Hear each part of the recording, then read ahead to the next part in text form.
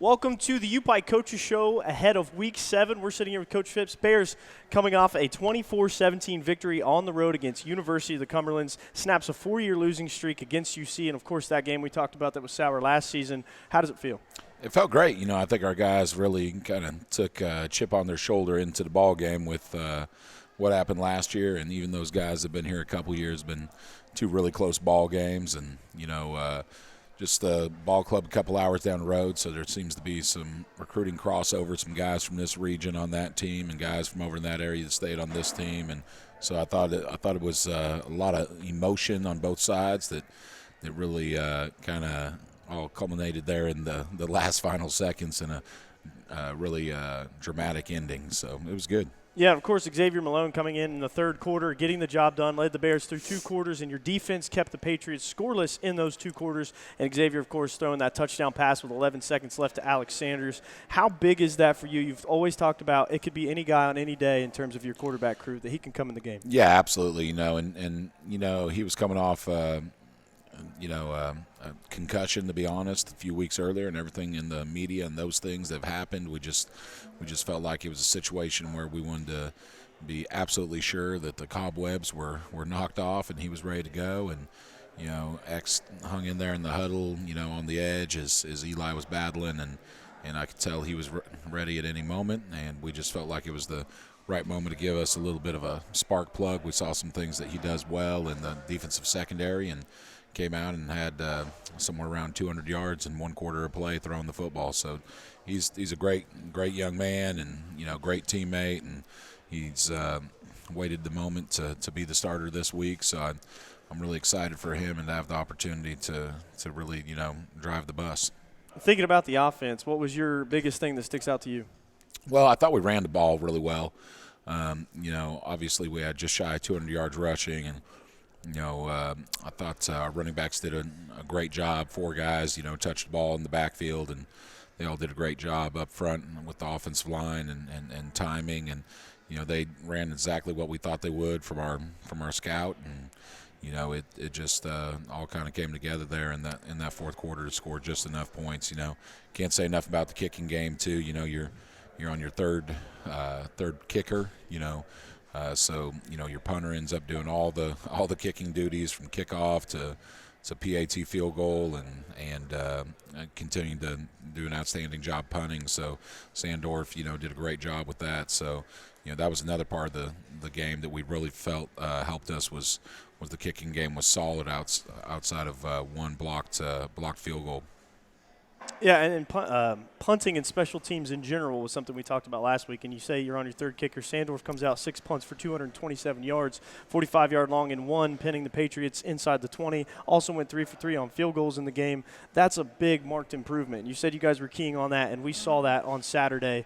I talked to Cam Miller about the defense. How's the confidence after a win like that? And he said, I've got more guys locked in than ever. Yeah, we feel like our guys are really confident in what they're doing right now. Now, you know, they all understand that football is kind of an ebb and flow kind of, you know, sport that, you know, you got to ride the roller coaster a little bit. So, you know, this every contest, every game is its own independent, you know, event. You know, nothing we did last week really carries over into this week except maybe a little bit of confidence. So hopefully our guys do a good job with that. And, you know, this is a team, once again, just like last year, you know, we felt like this, or last week, we felt like this is a team last year that kind of stole one from us on the road. So we're going to try to bring them home here this week and get one back. Talk about your depth. As we head into the tail end of the season, you guys have battled some injuries, but it's not as bad as it could be. You know, talk about how the receiving core, you can have one guy, DeAndre Stafford, who we thought in the very beginning of the season was just going to run with it. He was going to be your most athletic, most dynamic receiver. You've got 4, 5, 6 guys getting multiple receptions, a few guys out of the backfield getting touches. How important is that you don't always have to have that one guy? Yeah, I think developing depth is a really critical thing at any level, but especially when you only have 24 scholarships. You know, if we were at UK or Louisville, you'd have 85 scholarships, you know, so really development is probably a little bit more key and critical at this level. Also keeping guys healthy in practice, getting the horses to the race, making sure if you're going to get hurt, it's going to be in the ball game and not something silly in practice. So for us, you know, the way we practice, throwing 5 receivers, you know, 5 quarterbacks and 5 receivers all day constantly, you know, our guys all develop a pretty good knack for for working with each other, even if they're not in the first huddle for the bulk of the ball game. That's why you can see a guy like Xavier step in, or a kind of a tier 2 receiver step in and make big plays.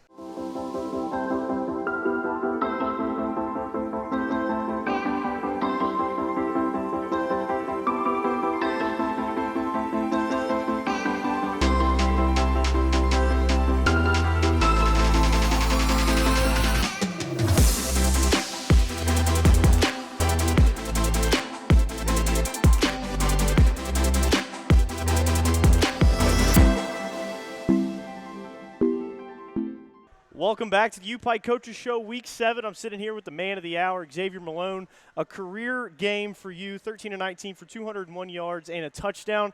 That touchdown proving to be very important. Yes, it was a crazy play. We had to make a big play coming down in the stretch. It was short time left, and we know we had to get the ball to the playmaker. So I did my best to find him and get the ball to him so he could make a play, and he came down and won the game. So you came into the game down 3 with how much time left in the third quarter? It was about 2 minutes left, 2 to 3 minutes left. So was the pressure on? Yes, the pressure was on. I mean, it wasn't much of feeling the pressure. It was just coming in, make sure I did everything I could, following the system and just getting the ball to the playmakers. So what's it like to be a part of this system where you guys have 3 very capable quarterbacks and you all could have a day at any given time? It was your game to take in that third quarter, into the fourth quarter, of course, leading the Bears to the win. But being a part of that arsenal, being one of 3 that can all have an impact, what's that like? I mean, it's pretty interesting.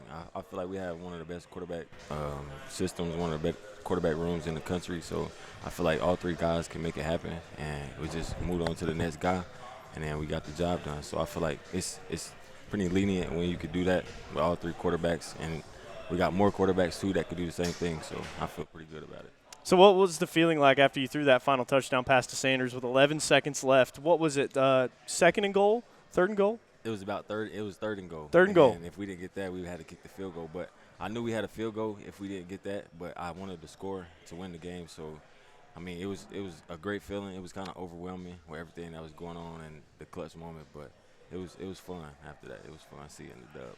So what's the overall feeling of the offense? You guys, you haven't won a conference game since September until last Saturday. You guys get a big conference win on the road. Williamsburg is a tough place to play. We all know it. So how does that affect your confidence going into Saturday's game? I feel like we're ready to play. We coming off a win, so we're ready to go in and get another one. 2-0. I feel like we're starting 1-0, so we're ready to go in and get another dub and just execute everything. We practice every day. Everything that we practice, ready to go in and put it in the game.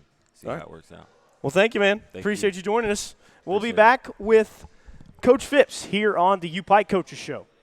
Who brought the sauce? I brought the sauce. Who made the sauce? I made the sauce. Okay. Oh, you want my sauce? Get your hands off my wall. I got the recipe. Hit 100 degrees. Welcome back to the UPIKE Coaches Show. I'm here with a member of the defense, Mr. Cameron Miller, defensive back. He is a redshirt senior. Cam, the defense has really been putting it together lately. What's your thoughts? Yeah, we really have. We have a great coach, Coach Elliott, that gives us a game plan every week, and we try to execute it to the best of our ability just for on Saturdays. And it's been here lately, it's been actually doing good, so it's good to be able to just go out there every week and dominate on defense like we could. So you guys you've only allowed 113 passing yards against Cumberlands, 329 over the last 2 games, which is a marked improvement from at the Bethel game, the Bluefield game earlier on in the season. You guys had that 3-game losing streak. Winning one and having a good defensive performance, how does that change things heading into the tail end of the season? Well, I feel like it changes things because, like, we have more people locked in now on both sides of the ball. Just when we lock in, we dominate on the field, as you guys can see. So that's pretty much, like, I feel like we're going to do really well continuing on to the season. So that's pretty much. As somebody who has those whiteboard conversations with Coach Elliott, break down your passing coverage for us. Like, what's your number one goal? My number one goal for pass coverage, well, being with Elliott, I mean, I don't really have a, like, specific one. Right. Yeah, like cover 1, cover 2, cover 3. Like, I really just try to be the best at all of them because I know that at any point in time on the field I'm going to have to play that type of coverage, and I just want to be the best at it. So. Sure. He wants to be the best. Which is always a good answer. What changes has the defense made in the last couple of weeks, if any, or is it just you're executing better? I feel like really the only thing that's changed is the fact that, like I said, we all as a group just locked in and just know our responsibilities, know what we're doing, and just play ball and have fun. As long as we're having fun on the field and doing what we got to do, there's no reason why we shouldn't be able to dominate on the field. And that's a good point, too, because it seems culture always shifts positively as you're having more fun, Yes. as you guys get more confident, as you guys are playing better together. And, I mean, I'm sure most of you guys are friends. Yes, you have to sir. spend all of your time together so that defensive unit can get really tight. And I think when those things start to click together, you can definitely tell. So one of the last questions I'll ask, you guys are going up against Campbellsville. They have a couple receivers, you know, nationally ranked pretty well. Their pass game is one of the best in the conference, if not the best. Are you guys – like, what's the key that we're working on? What's the critical point? Critical point, I mean, we just got to make sure there's no big plays because, I mean, I don't think a team can win off of just short passes and stuff like that. So as long as we take care of the deep balls and the explosive plays, there's really no reason why we shouldn't be dominant in this game because, I mean, Coach Elliott gives us a good game plan every week.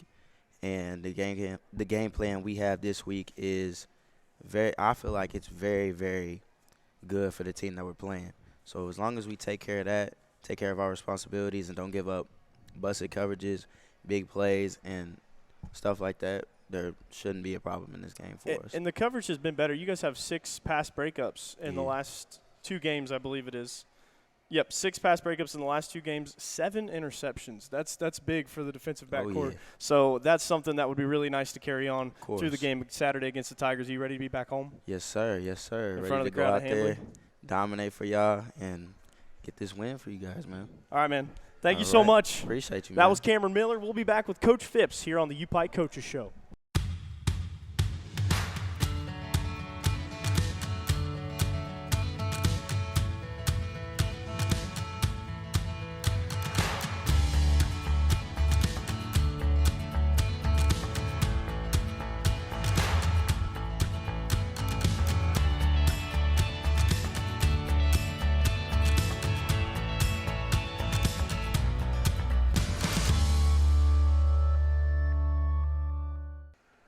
So what's your thoughts headed into Saturday? Going up against Campbellsville, you guys are coming off a win, snapping a 3-game losing streak. You're back at home, and you're rounding out the season. You've got 4 more games left in the regular season. Yeah. So, would you say you're more confident than ever? Well, I think we're more confident in who we are and what we have and who our team leadership is and the guys that we can trust and rally around. I think that's obvious, you know, when you get to this point in the season.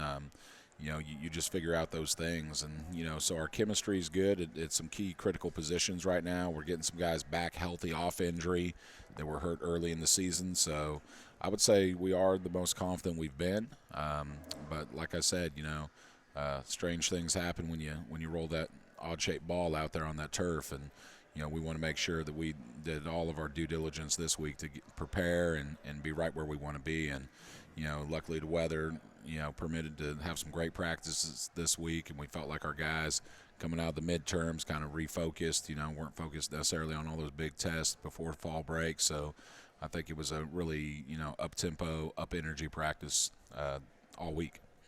And you guys won in a tough environment, too, so that also helps with the Yeah, with the absolutely. confidence. You know, we talked about it last week. You know, you take 80 guys or travel party of 80 on the road and try to get a win, and you know, this week we had that opportunity, and it really worked out. And I think that'll bring some confidence back home. We've done some of the things you got to do to start progressing as a football game, and that our football team, and that's play well at home against like opponents. We've done that a few times, you know, and then win one on the road. Now we got to try to put two in a row again to try to get this thing back moving in the right direction. And the thing everybody wants to know, what's the quarterback picture looking more moving forward? Or is Well, it close to the vest? Well, I don't know if I'll be close to the vest, but I'll let you know when the injury report comes out, this That makes afternoon. sense. So we're kind of holding on to our athletic training staff right now and sports medicine staff to get some guys back healthy. But I'm just really glad and fortunate that we've got some able bodies in that quarterback room, and there's other guys that we haven't mentioned much this year that, you know, if they had the opportunity to step in, they could operate the offense too. So I like our system. I like, how multiple quarterbacks can step in and really take the reins and put their own spin and personality on things, but keep things fairly consistent. So we'll see. Hopefully our defense will play well, our kicking game will hold up, and our quarterbacks will lead us to a victory tomorrow. So we're excited about it. Let's take a step off the X's and O's for a minute and talk about the coaching staff. I feel like that's not something we talk about enough. We open the season introducing everybody. Everybody's excited. You guys are entering the last 4 games of the season. How has this coaching staff come together? People forget it's a long season. Yeah, it is a long season, and these guys put a lot of hours in, and a lot of selfless work. Anything from laundry to handing out uniforms to scouting reports, all the things that nobody really thinks about, and scheduling meals on the road and all the things that you got to do to put together, a full season with these guys logistically. Most of our coaches, it's Friday. We're shooting this a day later than we usually do. They're out on the road recruiting throughout the region, so just a few of us in-house kind of holding things down until those guys get back this afternoon and watch film with their guys. But, really, really pleased with this coaching staff, the new additions and full-time coaches who came on board, and graduate assistants who had played or worked with us before, have really added some continuity to what we're doing. So really hope to hold this group together and really build something special here with not only these players but these coaches as well. And the last thing that we're going to talk about, which we'll be unveiling soon, we don't have to talk much details, but you guys got a big new addition. Yeah, absolutely. It's a huge week for us. We were long due for a little bit of a locker room upgrade, and I think we ended up really hitting a big lick here with B Sports Lockers out of Ohio, who's done a lot of work in this region of the world. Does a lot of big time Division I stuff at Ohio State and Illinois and a bunch of kind of Big Ten world stuff. And Tyson came down. Tyson Bowman helped us, and I think our locker room's top notch. When we unveil it next week, I think it'll be one of the top locker rooms in all the country in the NAI. There's going to be some FCS programs that are envious of what we've done with our locker room. And we are really excited to show that to you guys. But, Coach, won't hold you too much longer. Saturday against Campbellsville. Of course, we have Hall of Fame in the morning. We invite you to come out and see the Bears at 3 o'clock at Hambly. Good luck, Coach. Thank you. That'll do it for Week 7 of the UPIKE Coaches Show. Bears once again in action 3 o'clock on Saturday against the Tigers.